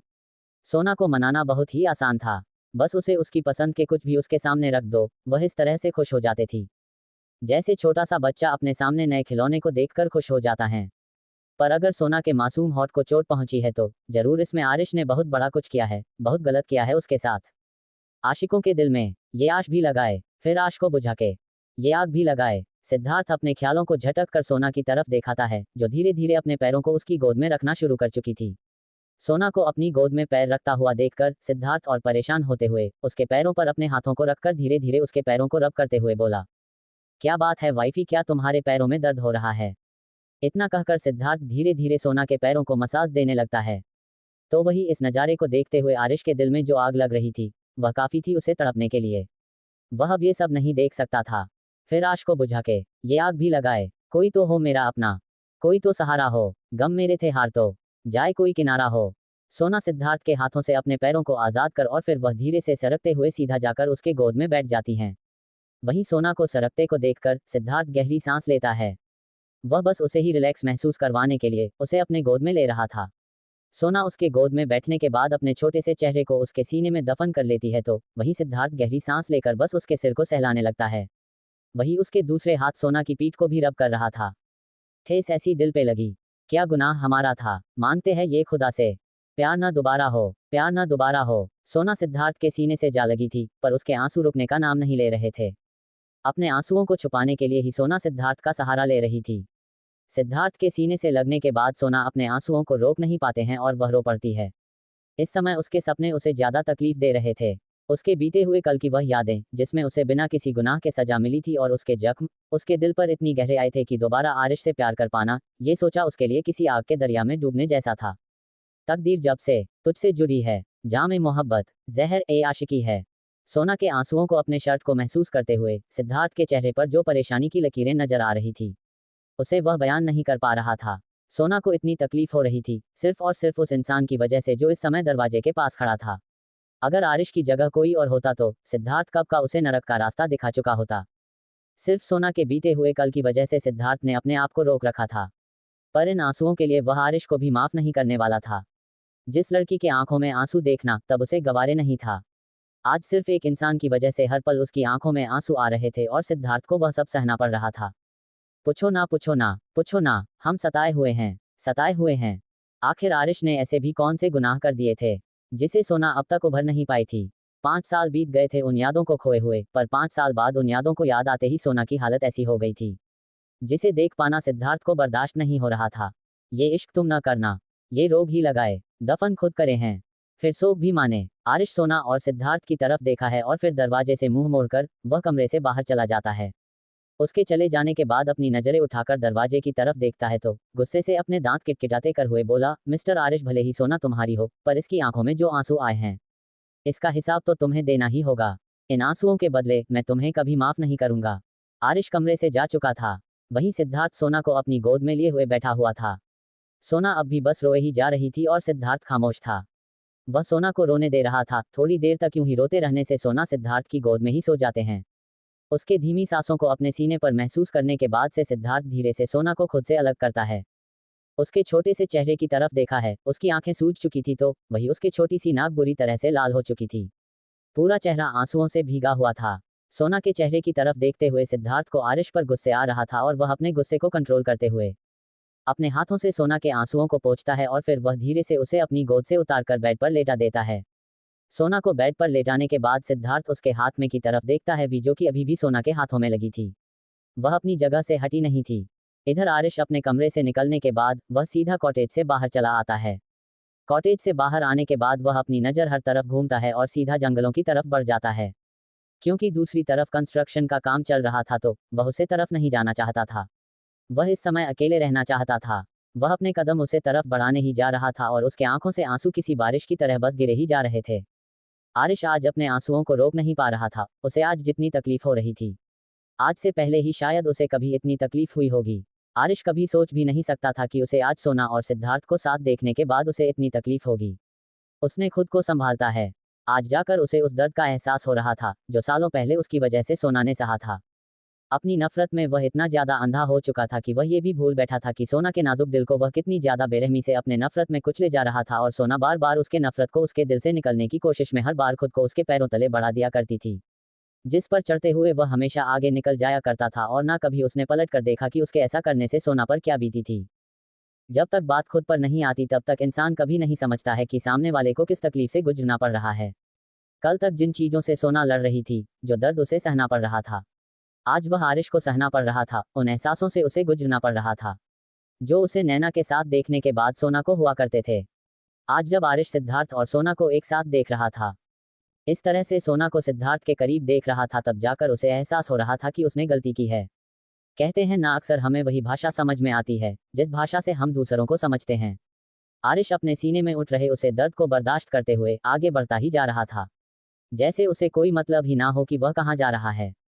जिस दर्द में सोना हमेशा उसे अपने पास ढूंढा करती थी, आज उसे होश आते हैं। उसने सबसे पहले सिद्धार्थ को अपने करीब देखने की इच्छा जाहिर की थी और सिर्फ सिद्धार्थ को अपने पास चाहती थी। सिद्धार्थ के करीब आते ही वह सिद्धार्थ से लिपट गई थी। वहीं सिद्धार्थ भी उसे एक बच्चे की तरह संभाल रहा था।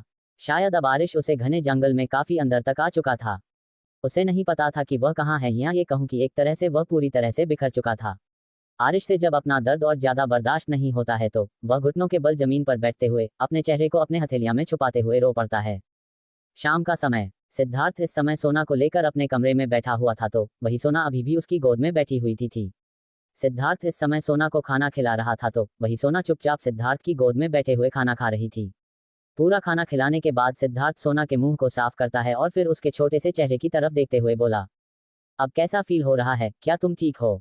क्या हम घर चले? सिद्धार्थ के इस सवाल पर सोना अपनी नजरें उठाकर तुरंत ही सिद्धार्थ की तरफ देखती है और कुछ देर की खामोशी के बाद सोना तुरंत ही अपने सिर को हाँ में हिला देते हैं, जिसे देखने के बाद सिद्धार्थ गहरी सांस लेता है और फिर वह अपना हाथ बढ़ाकर सोना के गालों को धीरे से छूते हुए बोला, अच्छा ठीक है, मैं बात करके आता हूँ, उसके बाद हम घर चलेंगे, ठीक है? तब तक तुम रेस्ट करो। उद्धरण चिन्ह। इतना कहकर सिद्धार्थ उसे अपनी गोद से उतारता है और उसे लेटाकर अच्छी तरह से ब्लैंकेट उड़ा देता है तो वही सोना अपनी बड़ी बड़ी नीली आंखों से उसे ही देखे जा रही थी। सोना को ब्लैंकेट से कवर करने के बाद सिद्धार्थ सोना के ऊपर झुकता है और प्यार से सोना के माथे पर किस करते हुए उसकी आंखों पर अपने हथेलियां को रखते हुए बोला, रेस्ट करो वाइफी, रो रो कर देखो तुम्हारी आंखों की क्या हालत हो गई है। चुपचाप थोड़ी देर के लिए आराम करो। दोबारा मुझे तुम्हारी आंखों में आंसू नहीं देखने चाहिए, ठीक है? मैं बस अभी आया। इतना कहकर सिद्धार्थ सोना के बालों में हाथ फेरता है और फिर कमरे से बाहर चला जाता है।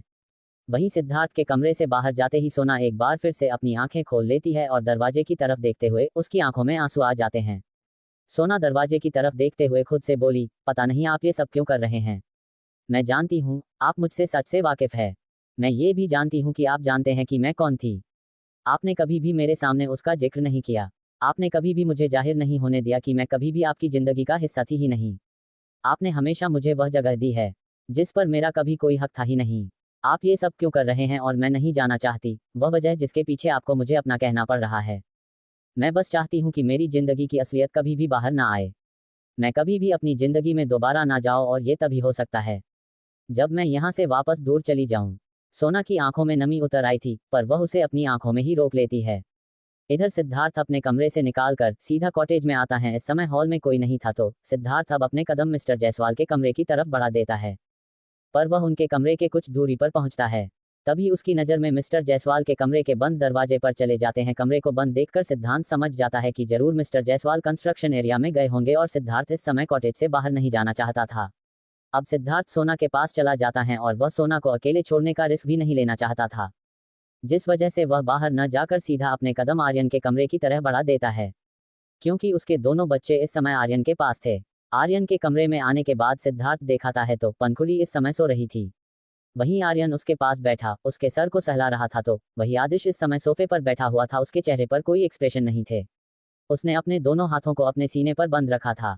वह अपने बच्चों की तरफ देखते हैं और आगे बढ़ता है और फिर वह सबसे पहले आदिश के पास आकर धीरे से उसके सिर पर हाथ फेरता है। वही आदिश जैसे ही अपनी नजर उठाकर अपने सामने खड़े सिद्धार्थ को देखा है, वह तुरंत उसे लिपट जाता है। इधर सिद्धार्थ भी आदिश के बालों में हाथ फेरते हुए उसकी तरफ देखने लगता है। सिद्धार्थ की नजरें इस समय अपने बेटे पर ही टिकी हुई थी, तो वही आदिश सिद्धार्थ से लिपटे हुए ही सवाल करता है, मम्मा कैसे हैं? आदिश के इस सवाल पर सिद्धार्थ आदिश की तरफ देखते हुए हल्के से मुस्कुराता है और फिर उसे खुद से दूर करते हुए उसके चेहरे की तरफ देखते हैं। फिर उसके गालों पर अपना हाथ रखता है और धीरे से उसके गालों को सहलाते में बोला, मम्मा बिल्कुल ठीक है, आप जाकर उससे मिल सकते हो।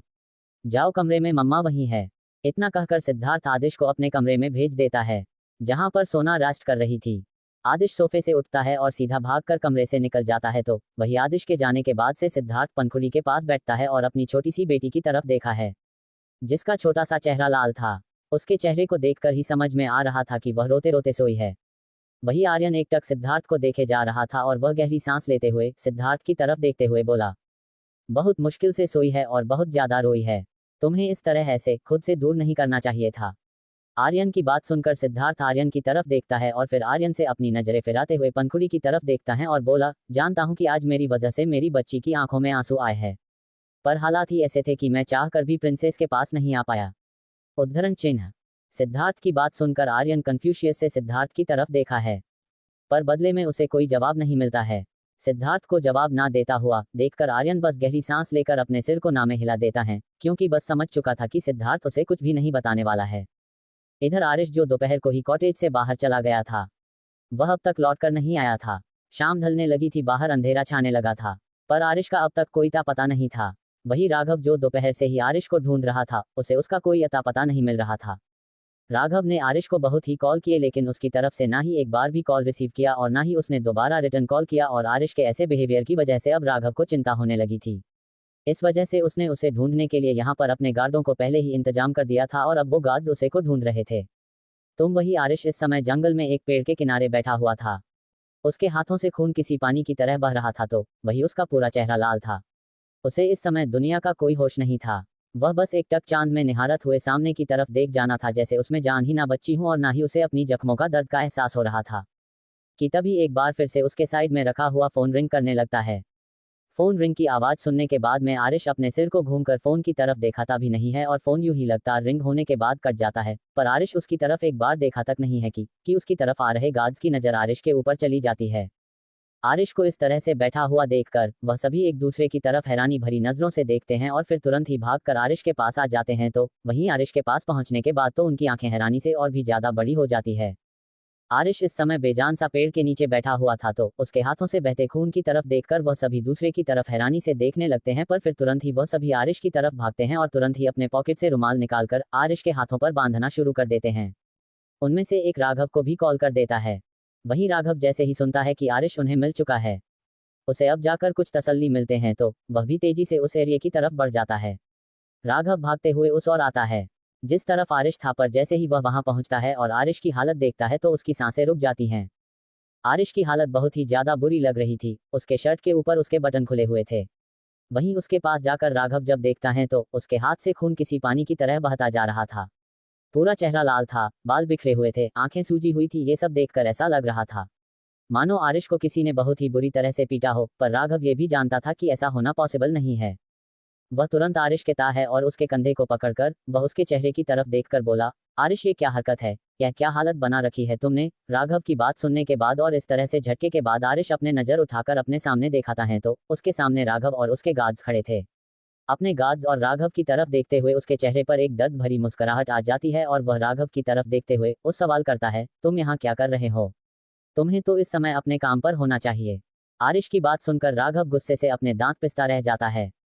यह आदमी जो ठीक से खड़े होने की हालत में नहीं था, यह उसे बता रहा था कि उसे इस समय की उसे अपने काम पर होना चाहिए था। राघव कोई जवाब नहीं देता है और फिर आज के गार्ड की तरफ देखते हुए उसे वहां से जाने को कह देता है और खुद आरिश को लेकर वह कॉटेज की तरफ बढ़ जाता है। तो वहीं आरिश ने देखा है कि राघव उसे वापस से कॉटेज में ले जा रहा है। वह तुरंत ही राघव को खुद से दूर झटकते हुए बोला, तुम यहाँ से जा सकते हो, मुझे वहां नहीं जाना है। आरिश की इस हरकत पर राघव गुस्से से अपने दांत किटकिटाते हुए आरिश की तरफ घूमती हुई नजरों से देखते हुए बोला, अपनी यह बचकानी हरकतें बंद करो और चुपचाप चलो। मौसम ठंडा हो रहा है और ये तुमने जो अपनी हालत की है ना, इसे भी जाकर सुधारो और देखो तुम्हारे हाथों से कितना ज्यादा खून बह रहा है। चलो पहले इसकी बैंडेज करवाओ, उसके बाद हम बात करते हैं। इतना कहकर राघव एक बार फिर से आगे बढ़कर उसके हाथों को पकड़ता है और फिर उसे खींचते हुए लेकर सीधा कॉटेज की तरह बढ़ जाता है। तो वहीं आरिश एक बार फिर से अपने हाथों को पीछे खींचकर दूसरी तरफ जाते हुए बोला, जिस जगह पर शिवाय दर्द के कुछ ना मिले उस जगह पर नहीं रखना चाहिए, ये जानते हुए कि वहां जाने के बाद सिर्फ दर्द ही हासिल होने वाला है। मैं वह बेवकूफ़ी नहीं करूंगा। आरिश की बात सुनकर अब राघव उसकी तरफ देखते हुए अपने शांत आवाज में बोला, तुम्हें आज इतना ज्यादा फर्क क्यों पड़ रहा है? आज तुम्हें वह दर्द महसूस क्यों हो रहा है जो तुम्हें सालों पहले महसूस करना चाहिए था? तब तो तुमने कभी इस तरफ ध्यान ही नहीं दिया और आज तुम उस दर्द को महसूस कर रहे हो जिसका अब कोई मोल ही नहीं है। अब बहुत देर हो चुकी है, वह आगे बढ़ चुकी है अपनी जिंदगी में, तुम भी उसे उसकी जिंदगी में जीने दो और तुम भी आगे बढ़ो। किस्मत सभी को दूसरा मौका नहीं देती है, किस्मत ने उसे दूसरा मौका दिया है तो उसे जीने दो और तुम भी उसकी खुशी में खुश रहो। राघव की बातें सुनते हुए आरिश जो आगे की तरफ बढ़ते जा रहा था उसके कदम रुक जाते हैं और फिर वह पलटकर राघव की तरफ देखता है। फिर अपने चेहरे पर एक दर्द भरी मुस्कुराहट लिए अपनी आंखों में आंसू लिए राघव की तरफ देखते हुए बोला, दूसरा मौका कौन सा? जिंदगी खेल रही है हमारे साथ, जिस लड़की की आंखों में मैं आंसू तक बर्दाश्त नहीं कर सकता। जिंदगी ने इस लड़की की आंखों में जिंदगी भर के आंसू मेरे ही हाथों अपने अरमान पूरे किए हैं।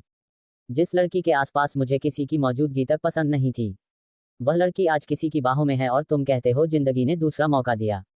कैसी जिंदगी और किसका मौका? जिस लड़की की आंखों में मैं हमेशा अपने लिए प्यार देखता आया था, जिस लड़की की आंखों में मेरे सिवा और किसी का चेहरा नहीं देखता था, आज उसकी आंखों में मेरे लिए सिर्फ और सिर्फ नफरत है और उसकी नफरत सीधा मुझे यहाँ चुभती है। आरिश अपने दिल की तरफ इशारा करते हुए कहता है। तो वहीं राघव आरिश की तरफ देखते हुए अपनी शांत आवाज में ही बोला, तो ये सब तुमने अपनी मर्जी से किया था? मैंने तुमसे पहले भी कहा था कहीं ऐसा ना हो कि बाद में अपने किए पर तुम्हें सिर्फ पछतावा ही रह जाए, पर तुमने मेरी एक बात नहीं मानी थी। अरे वह मासूम सी बच्ची, उसे क्या पता कि उसके साथ क्या खेल हुआ था, पर तुम तो बड़े थे, तुम तो होशियार थे, तुम्हें समझना चाहिए था, तुम्हें सच पता लगाना चाहिए ना, पर तुमने ऐसा किया नहीं। मेरे बार बार कहने के बावजूद तुमने उसे सच का कभी पता करने की कोशिश नहीं की और तुम हर बार उसे दुख देते चले गए। उसे इस कदर तोड़ दिया कि उस लड़की ने खुद को खत्म करने तक का फैसला ले लिया। मैं नहीं जानता कि वह जिंदा कैसे बची, पर अगर शायद सिद्धार्थ नहीं होता तो वह लड़की जिंदा भी नहीं रहती। जब सिद्धार्थ ने उसे बचाया है, सिद्धार्थ उसे वह खुशी दे रहा है, वह सिद्धार्थ के साथ खुश है तो खुश रहने दो, उसे उसके साथ पुरानी जिंदगी जीने दो। और तू उसके जिंदगी में लौट आने की सोच रहा है क्यों? तू उसे चैन भरी जिंदगी जीने नहीं दे रहा है। जो बीत गया वह तो बदल नहीं जा सकता, पर जो आज है उसे तो तू अपने हिसाब से जी सकता है ना। उसकी खुशियों उसे लौटा दे, रहने दे उसे उसकी छोटी सी फैमिली के साथ, मत खींच उसे पुराने यादों में, बढ़ाने दे उसे आगे। आरिश राघव की तरफ देखते हुए राघव से सवाल करता है, जिसके जवाब में राघव बस हाँ में सिर हिला देता है। जिसके बाद आरिश के चेहरे पर एक बड़ी सी मुस्कुराहट आ जाती है तो वही आंखों से आंसू बहकर उसके गालों पर आ जाते हैं और वह राघव की तरफ देखते हुए बोला, चल मान लिया उसे उसके साथ आगे बढ़ने देता हूँ, पर मेरा क्या? कैसे जीऊंगा मैं उसके बिना? उन यादों का ख्याल जो मेरा पीछा एक पल को भी नहीं छोड़ती है। मेरी बटरफ्लाई का क्या, जिसका प्यार आज भी मुझे चैन से रहने नहीं देता है। मैं कैसे उन पुराने यादों के साथ जीऊंगा? मैं कैसे देखूं अपनी बटरफ्लाई को किसी और के पास? कैसे खुद को बंद रखूं उन मजबूरियों में जहां चाह कर भी मैं अपने बटरफ्लाई के पास नहीं जा पाऊंगा? बोलना क्या करूं मैं, ये तू भी अच्छी तरह से जानता है। उसके बिना जीना एक पल भी मुझे गवारा नहीं है। मैं मानता हूं कि मैंने जो कुछ भी किया है वह बिल्कुल माफी के लायक नहीं है, और मैं उसे यह कह भी नहीं रहा कि वह मुझे माफ कर दे और मेरे साथ अपनी पुरानी यादों को भूलकर आगे की जिंदगी बिताने को तैयार हो जाए। मैं सब कुछ बर्दाश्त कर लूंगा, पर उसे किसी के साथ नहीं बर्दाश्त कर सकता। आरिश अपने जलती हुई आंखों से राघव की तरफ देखते हुए अपनी दर्द भरी आवाज में अपनी बात कहता है। जन्म जन्म का साथ है तुम्हारा हमारा, तुम्हारा हमारा, अगर न मिलते इस जीवन में लेते जन्म दोबारा, जन्म जन्म का साथ है तुम्हारा हमारा। ये जिंदगी तो है जो हमारे साथ खेल खेल रही है। जिस लड़की के लिए मेरा दिल धड़कता था, मेरे ही हाथों ने उसकी धड़कनों को थाम देने पर मजबूर कर दिया। जिस लड़की को मैं अपने पलकों पर बिठा कर रखता था, उस लड़की को मेरे पैरों में लाकर गिरा दिया। सब जिंदगी ही तो है और पूरी जिंदगी मेरे साथ बस खेल ही तो रही हैं। राघव, जो कि खामोशी से आरिश की सारी बातें सुन रहा था, वही आरिश की बातें सुनकर अपने चेहरे पर एक दर्द भरी मुस्कुराहट से आरिश की तरफ देखते हुए अपने सर को नामे हिलाते हुए बोला, तुझे सिर्फ जिंदगी का खेल और अपना दर्द नजर आ रहा है। उसे बच्चे का सोच जिसके साथ जिंदगी ने भी बुरा किया और तूने भी उसे कहीं का नहीं छोड़ा। उस पर क्या गुजरी होगी, ये दर्द तुझे बर्दाश्त नहीं हो रहा है और उसने इस दर्द के साथ जीना सीख लिया था। तेरे पास तो फिर भी आज भी सब कुछ है और उसने अपना सब कुछ खोकर इस दर्द के साथ तुझे अपनाया था, फिर भी तूने कोई कसर नहीं छोड़ी थी उसकी जिंदगी को बर्बाद करने में, फिर भी वह तेरे साथ थी। तूने उसके पेशेंस को इतना ज़्यादा चेक करना शुरू कर दिया कि आखिर उसका पेशेंस खत्म होता चला गया। और आखिरी फैसला तो उससे अलग होने का उसने लिया, ऐसा भी नहीं था कि वह तुझे छोड़कर किसी और के पास जाना चाहती थी। उसे दर्द में भी वह तेरे साथ ही जीना चाहती थी। मरते दम तक उसने कोशिश की थी तेरे साथ जीने की, तूने मारते हुए भी उसका हाथ छोड़ा दिया। अगर तुझे इतनी ही तकलीफ हो रही है तो उस दिन तूने क्यों उसे नहीं रोका था? लगाता एक थप्पड़ और खींच कर ले जाता, अपने साथ प्यार से मानता, माफी मांग लेता। तेरी गलतियां हैं कि उसे मरने दिया। क्यों तूने उसे नहीं रोक, क्यों तूने उसे खुद सहारा नहीं दिया? जब तूने उस पल उसका साथ छोड़ ही दिया था तो तू अब फिर उसका साथ छोड़ ही दे। क्यों अब तू उसकी जिंदगी में दोबारा जाने की कोशिश कर रहा है? ये बात तू भी अच्छी तरह से जानता है और वह भी समझ चुकी है कि तेरा उसके साथ कोई फ्यूचर है और ना ही उसका तेरी जिंदगी में आना मुमकिन है। भूल जा और आगे बढ़। उसके लिए ना सही काम से कम अपनी माँ के बारे में तो सोच, जो हर दिन जिंदगी और मौत से लड़ती है सिर्फ तुझे देखने के लिए। बेशक राघव की बात सच थी, पर जब प्यार चढ़ता है तो उसके अलावा और कुछ दिखाई ही देता है और वही हाल था आरिश का इस समय। वह राघव की बातें सुनकर पागल हुआ जा रहा था। राघव की बातें उसे तकलीफ पहुंचा रही थी। आरिश अपने कानों को बंद करते हुए जोर से चिल्लाते हुए बोला, बस करो, मुझे और कुछ नहीं सुनना है, मुझे बस अकेला छोड़ दो। इतना कहकर आरिश एक बार फिर से दूसरी तरफ जाने लगता है तो राघव तुरंत ही आगे बढ़कर उसका हाथ पकड़ता है और उसे खींचते हुए कॉटेज की तरफ ले जाते हुए बोला, छोड़ देता, अगर दिन का समय होता मैं रात को तुझे अकेला नहीं छोड़ सकता और तेरी हालत वैसे भी बहुत ज़्यादा खराब है। सबसे पहले तेरे हाथों से बहते खून को रोकना होगा, मेरे साथ चल। इतना कहकर राघव जबरदस्ती आरिश को लेकर कॉटेज में आता है। वह जैसे ही कॉटेज में अपने कदम रखता है उसे सामने ही सिद्धार्थ नजर आ जाता है, जो कि शायद मिस्टर जायसवाल के कमरे से निकालकर अपने कमरे में जा रहा था। सिद्धार्थ की गोद में इस समय पंखुड़ी थी, जो कि उसके कंधे पर सिर रखकर सो रही थी। तो वह जैसे ही आरिश और राघव को देखा है उसके कदम उसके कमरे की तरफ जाते हुए रुक जाते हैं और आरिश की हालत देखते हुए वह और भी ज़्यादा हैरान हो जाता है। वह तुरंत ही राघव की तरफ देखते हुए थोड़ा परेशानी भरी आवाज़ में बोला, क्या हुआ, क्या कोई दिक्कत हुई थी? राघव जैसे ही सिद्धार्थ के सवाल को सुनता है वह तुरंत ही आरिश की तरफ देखते हैं और फिर अपने सिर को नामे हिला देता है, जिसके बाद सिद्धार्थ एक बार फिर से परेशानी भरी आवाज में आरिश की तरफ देखते हैं और बोला, तो फिर मिस्टर आरिश की ऐसी हालत? सिद्धार्थ अपनी बात को पूरी कर पाता उससे पहले ही राघव उन्हें रोकते हुए उसकी तरफ देखते हुए बोला, हाँ, वो थोड़े कंस्ट्रक्शन एरिया से निकलने के बाद हाथों में चोट लग गई थी और यह कॉटेज आने की जगह दूसरी तरफ चले गए थे, जिस वजह से थोड़ी प्रॉब्लम हो गई, बट इट्स ओके, अब ठीक है। राघव की बात सुनकर सिद्धार्थ गहरी सांस लेता है और फिर अपने सिर को हाँ में हिला देता है। इसके बाद वह फिर से अपने कमरे की तरफ बढ़ जाता है कि तभी राघव एक बार फिर से सिद्धार्थ को आवाज देते हुए बोला, मिस्टर सिंघानिया। सिद्धार्थ जैसे ही अपने नाम को सुनता है वह तुरंत ही रुक जाता है, राघव की तरफ देखाता है और उसकी तरफ देखते हुए बोला, क्या अब वह ठीक है? आई मीन आपकी वाइफ? राघव के ऐसा पूछने पर सिद्धार्थ कुछ पल आरिश की तरफ देखा है और आरिश की तरफ देखते हुए अपने सिर को हाँ में दिला देता है, जिसे देखने के बाद राघव मुस्कुराते हुए अपने सिर को हाँ में हिलता है और फिर से सिद्धार्थ जाने देता है। इधर सिद्धार्थ अपने कमरे में आता है तो वह सोना की तरफ देखाता है, जो कि अपने बेटे को अपने सीने से लगाए हुए सो रही थी। सोना और अपने बेटे को सोता हुआ देखकर सिद्धार्थ जाकर पंखुड़ी को भी सोना के बगल में लेट आता है और फिर अपने गहरी नजरों से सोना के सोए हुए छोटे से चेहरे की तरफ देखने लगता है। सिद्धार्थ कुछ भी नहीं कह रहा था, बस खामोशी से सोना को देखा जा रहा था। थोड़ी देर तक यूं ही लगातार उसे देखते रहने के बाद सिद्धार्थ आगे बढ़ता है और अपने हाथों को सोना के सिर पर रखकर धीरे से उसके बालों को सहलाता है और फिर वह वहां से निकल जाता है। इस तरह की और भी अच्छी स्टोरी सुनने के लिए PR नोवेल स्टोरीज चैनल को सब्सक्राइब कर लीजिए।